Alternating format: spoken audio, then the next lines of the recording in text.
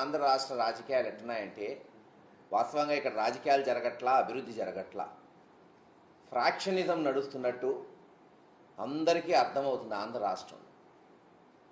ఒకప్పుడు ఫ్రాక్షనిజం అంటే ఒక గ్రామంలో ఉండేది.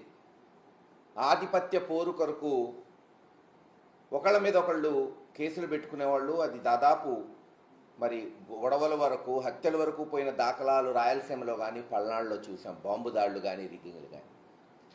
కానీ 2024 సంవత్సరం నుంచి ఆంధ్ర రాష్ట్రంలో ఒక కొత్త రాజకీయం, ఫ్రాక్షన్ రాజకీయం మనం ప్రభుత్వ స్థాయిలో చూస్తున్నాం. గతంలో ఎన్నడూ లేదు. ఆంధ్ర రాష్ట్రం ఏర్పడి బహుశా 1955-56 నుంచి 2024 వరకు సుమారు 69 సంవత్సరాల్లో ప్రభుత్వాలు వచ్చినాయి. పైన ముఖ్యమంత్రులు ఉండేవాళ్ళు, ఎవరి పని వాళ్ళు చేసుకున్నారు, గెలిచారు, ఓడారు. ఎక్కడో గ్రామ లెవెల్లో గొడవలు ఉండేవి. కానీ ఇప్పుడు 2024 నుంచి మీరు గమనిస్తే ప్రతిపక్ష నాయకుడిని అనకదొక్కాలి. ప్రతిపక్ష పార్టీలోని సోషల్ మీడియా వాళ్ళు కావచ్చు, నాయకులు కావచ్చు, ఎమ్మెల్యేలు, మాజీ మంత్రులు, ఎవరైనా మాజీ ఎంపీలు, లేదు ఇప్పుడున్న ఎంపీలు కావచ్చు, ఎమ్మెల్యేలు కావచ్చు, అక్రమ కేసులు పెట్టడం, అక్రమంగా వాళ్ళని జైళ్ళకు పంపించడం, చివరకు ఐఏఎస్ ఐపీఎస్ని కూడా రిటైర్ అయిన వాళ్ళు కావచ్చు, ఇప్పుడు పనిచేస్తున్న వాళ్ళని సస్పెండ్ చేసి వాళ్ళ మీద కేసులు పెట్టి అనగదొక్కాలి. ఎట్టుందంటే వాళ్ళకు అవకాశం ఇచ్చింది తెలుగుదేశం పార్టీకి, చంద్రబాబు నాయుడు గారికి, లేదు జనసేన బీజేపీకి ఒక అవకాశం ఇచ్చారు జనం. మీరు ఇచ్చిన హామీలు నిలబెట్టుకోండి, ఎవరూ దానికేమో అడ్డం తగలట్లేదు. వైఎస్ఆర్సీపీ పార్టీ కావచ్చు, జగన్మోహన్ రెడ్డి గారు కావచ్చు, ఇంకా చేయమని మేము డిమాండ్ చేస్తున్నాం. బాబు మీరు ఇచ్చిన హామీ నిలబెట్టుకోండి, ప్రజలకి న్యాయం చేయమని అడుగుతున్నాం. అది చేయలేకపోగా జగన్మోహన్ రెడ్డి గారికి మాకు అడ్డం, రేపు మళ్ళీ అధికారంలోకి వస్తాడేమో, సంవత్సరంలోనే ఈ ప్రభుత్వం భ్రష్టు పట్టిపోయింది, అక్కడేమో గ్రాఫ్ పెరిగిపోతుంది, అంతంత మాత్రాన గతంలో వాళ్ళు చెప్పినవన్నీ అబద్ధాలుగా ప్రజలు గమనిస్తున్నారు. మళ్ళీ జగన్మోహన్ రెడ్డి గారు ఈరోజు మీరు చూస్తున్నారు, ఎక్కడికి పోయినా బ్రహ్మరథం పడుతున్నారు. వాస్తవంగా మొన్న తెలుగుదేశం అనుబంధ ఛానల్లోనే చెప్పారు, చంద్రబాబు నాయుడు గారు ఓడిపోతే మళ్ళీ తేరుకోవడానికి, పార్టీని నిలబెట్టడానికి 2-3 సంవత్సరాలు పట్టింది. అక్కడ తెలంగాణలో కేసీఆర్ గారికి 1-2 సంవత్సరాలు పట్టింది. ఇక్కడ జగన్మోహన్ రెడ్డి గారు 2-3 నెలల్లోనే బ్రహ్మాండంగా తిరుగుతున్నాడు, తిరుగుబాటు చేస్తున్నాడు ప్రభుత్వం మీద అని. ఇవన్నీ గమనించి ఎలాగన్నా అనగదొక్కాలి, వైఎస్ఆర్సీపీ పార్టీని, కార్యకర్తల్ని భయపెట్టాలనే కోణంతో అక్రమ కేసులు. ఈరోజు లిక్కర్ కేసు, స్వయాన జగన్మోహన్ రెడ్డి గారి దగ్గర పనిచేసిన ఐఏఎస్ ధనంజయ రెడ్డి గారు కావచ్చు, గత 20-30 సంవత్సరాల నుంచి ఓఎస్డీగా పనిచేస్తున్న కృష్ణమోహన్ రెడ్డి గారిని, అనేక మందిని, రాజశేఖర్ రెడ్డిని, లేదు అనేక మందిని, అసలు ఎట్టి పరిస్థితుల్లో బెవరేజెస్ కార్పొరేషన్ కానీ లిక్కర్కి కానీ సంబంధం లేని వాళ్ళని ఆధారాలు లేకుండా కేవలం తీసుకొచ్చి ఇదిగో 3,000 30,000 వాళ్ళకి ఇష్టం వచ్చినట్టు ఒక్కొక్క దగ్గర ఒక్కొక్క మాట్లాడుతున్నారు తెలుగుదేశం నాయకులు. ఒకళ్ళు 3,000 అంటారు, ఒకళ్ళు 13,000 కోట్లు అంటారు, ఇంకొకళ్ళు 16,000 కోట్లు స్కామ్ జరిగింది. ఏదైనా చెప్పచ్చు కదా, అబద్ధం ఆడడానికి దానికి రుజువు ఎందుకు? ఎంతైనా చెప్పచ్చు.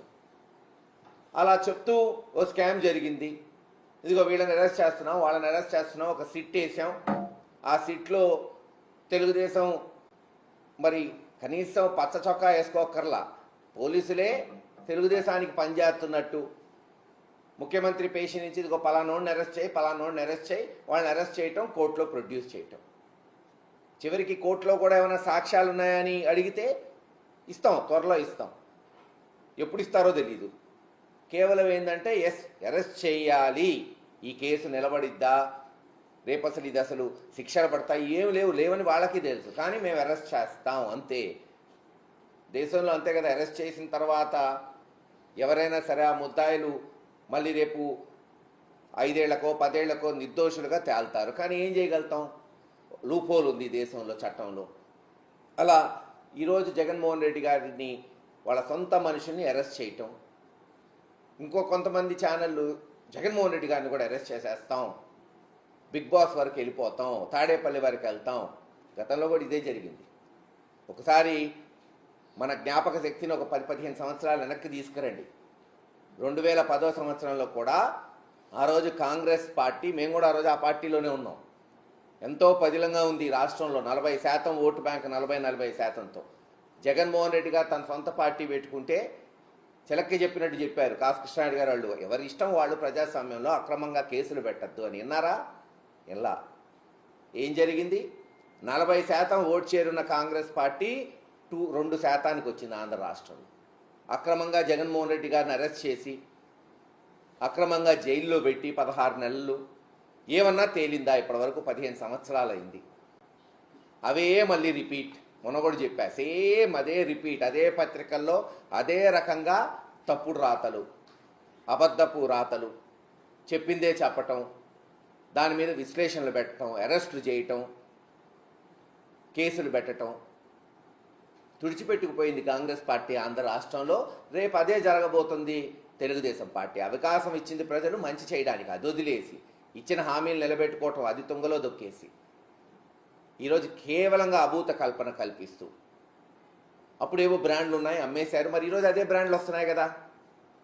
ఈరోజు జగన్మోహన్ రెడ్డి గారి హయాంలో ఉన్న బ్రాండ్లే ఈరోజు వచ్చినాయి. మహా అయితే ఇంకో 2-3 యాడ్ అయినాయి అంతే. పోనీ ఆ బ్రాండ్లు ఏమన్నా అమ్మకుండా ఉన్నారా? బ్రాండ్లు అనేది ఎవరైనా పెట్టచ్చు, మార్కెట్లో ఎవరైనా కొనుక్కోవచ్చు. మరి అవే వస్తున్నాయి, ఇంకా ధర ఎక్కువకు వస్తున్నాయి. ఆ రోజున వైన్ షాప్స్ అంతా ప్రభుత్వం నడిపింది. ఎక్కడా వైఎస్ఆర్సీపీ నాయకులకు కానీ ఎమ్మెల్యేలకు కానీ దానికి సంబంధమే లేదు. రెంట్లు గవర్నమెంట్ కట్టింది, ఎంప్లాయీస్, కాంట్రాక్ట్ ఎంప్లాయీస్ జీతం గవర్నమెంట్ ఇచ్చింది, ధరలు ప్రతి బాటిల్ అమ్మింది ప్రభుత్వమే.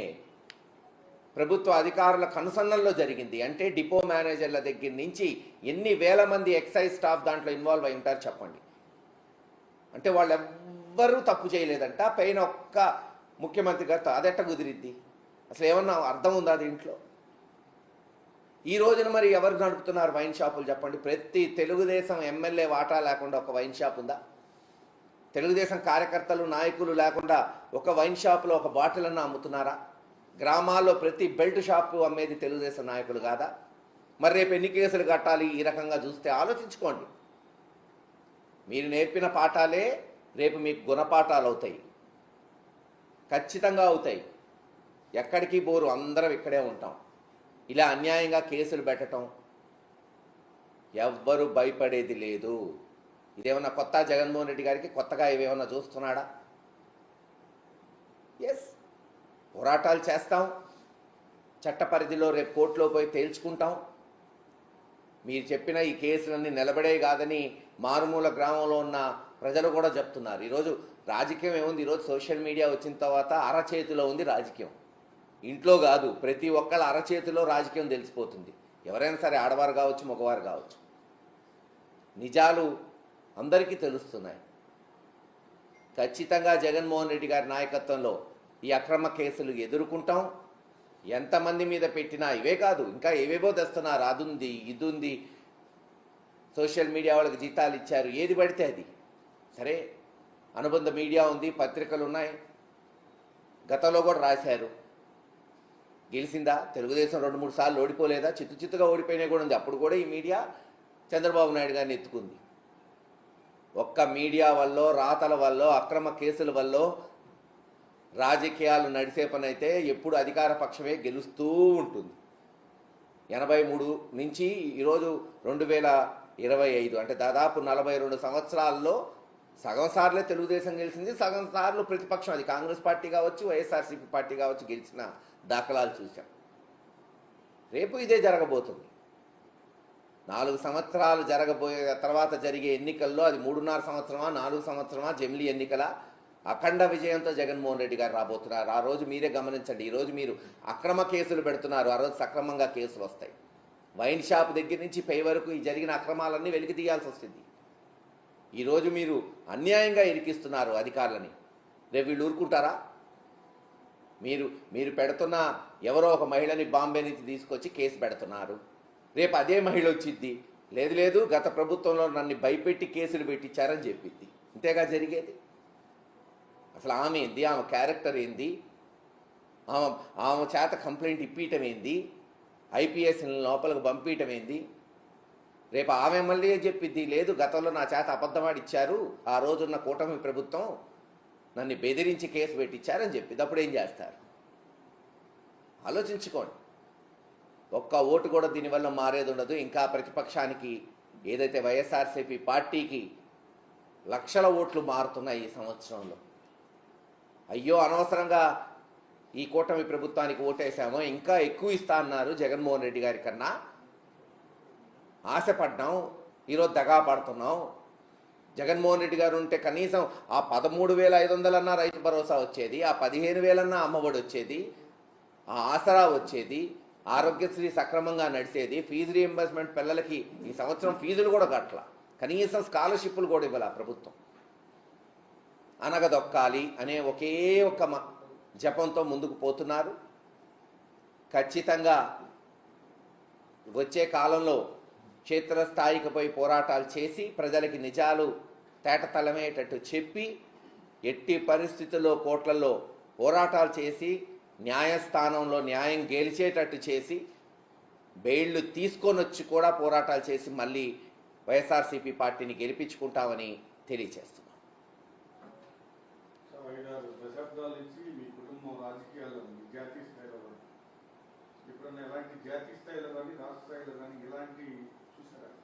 నేను మీకు అదేగా చెప్తుంది.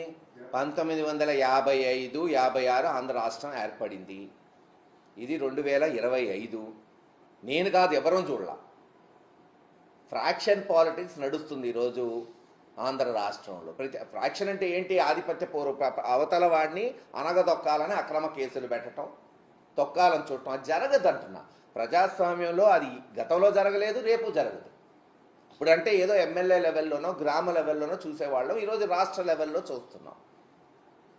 ఖచ్చితంగా 40% ఓటు చేరున్న జగన్మోహన్ రెడ్డి గారికి ఇప్పటికే అది 46, 47కి వచ్చేసింది.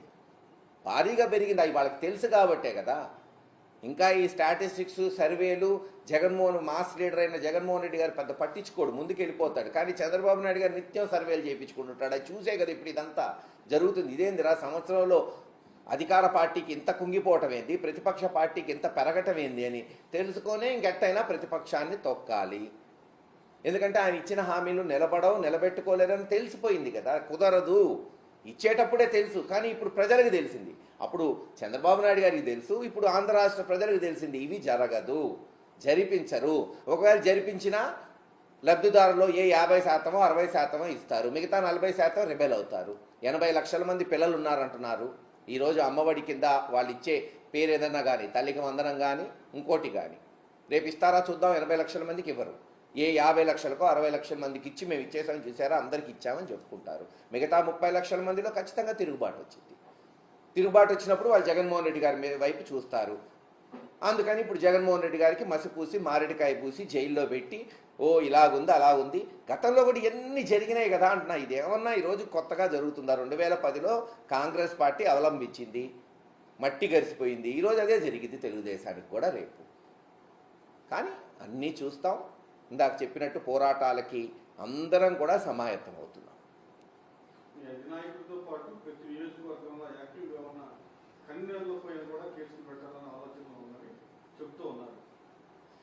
ఒకటే చెప్తున్నాం, చెప్పేది ఏంది? ఈరోజు చూస్తున్నాం కదా పాపం. ఎవరా సోషల్ మీడియా వాళ్ళు? తెలుగుదేశానికి సోషల్ మీడియా పనిచేయలేదా? గత 5 సంవత్సరాలు 7 సంవత్సరాల నుంచో మనం సోషల్ మీడియా చూస్తున్నాం. అంతకుముందు ప్రింట్ మీడియా ఉంది, ఎలక్ట్రానిక్ మీడియా ఉంది. బహుశా 2015 నుంచి 17 నుంచి సోషల్ మీడియా, వాట్సాప్లు, లేదు ఫేస్బుక్లు, ఇన్స్టాగ్రామ్లు, ట్విట్టర్లు పెరిగిపోయినాయి ఈ దేశంలో, ప్రపంచంలో. ఇప్పుడు సోషల్ మీడియాలో పెట్టిన వాళ్ళంతా ఏమన్నా రాష్ట్ర నాయకులా, లేదు నియోజకవర్గ నాయకులా? అందరూ పాపం ఒక పార్టీ అభిమానులు. గతంలో ఎక్కడన్నా తెలుగుదేశానికి పెడుతున్న వాళ్ళ మీద ఈ 111 కేసులు, లేదు ఇన్నిన్ని రోజులు 5 కేసులు ఒక్కొక్క నియోజకవర్గంలో, వేరువేరు నియోజకవర్గాల్లో పెట్టడం, 3-4 నెలలు బందీయటం మనం చూసామా? ఏదో అభిమానం. జగన్మోహన్ రెడ్డి గారంటే, పార్టీ అంటే అభిమానం. వాళ్ళ యొక్క స్వేచ్ఛని చెప్పుకోవాలని పెడుతున్నారు. ఎస్, ఎక్కడన్నా అసభ్యంగా పెడితే ఖండించవచ్చు. నేను తెలుగుదేశం పెట్టట్లేదా? తెలుగుదేశం కార్యకర్తలు ఈరోజు సోషల్ మీడియాలో మాట్లాడట్లేదా? గత 10 సంవత్సరాల నుంచి. ఈరోజు మీరు 5-6 నియోజకవర్గాల్లో పెట్టారు, రేపు 175 నియోజకవర్గాల్లో పెడతాం. ప్రతి నియోజకవర్గంలో వాళ్ళ సోషల్ మీడియా వాళ్ళ మీద రేపు కేసులు ఉంటాయి కదా. మీరు చూపెట్టిందే కదా, అదే చెప్తున్నా. మీరు నేర్పించిన పాఠాలు రేపు గుణపాఠాలు అవుతాయి. ఆ రోజు ఏం చేస్తారు? అందరికి ఒకే చట్టం ఉండాలి కదా. చట్టం, న్యాయం, అధికార పక్షం కావచ్చు, ప్రతిపక్షం కావచ్చు, ఏ కులమైనా కావచ్చు, ఏ మతమైనా కావచ్చు, డబ్బున్నోడు కావచ్చు, డబ్బు లేనోడు కావచ్చు, ఒకటే ఉండాలి. మీరు వ్యత్యాసం చూపలేరు. మీరు ఒక మార్గం చూపితే అది అదే మీకు తగిలిద్ది. ఖచ్చితంగా ఎదుర్కొంటాం. ఎవ్వడు మనోధైర్యం కోల్పోలేదు. ఇంకా మీరు చూస్తున్నారు రెట్టింపు ఉత్సాహంతో పనిచేస్తున్నాం. అది ఇంకా పెరిగేదే కానీ తరిగేది కాదు.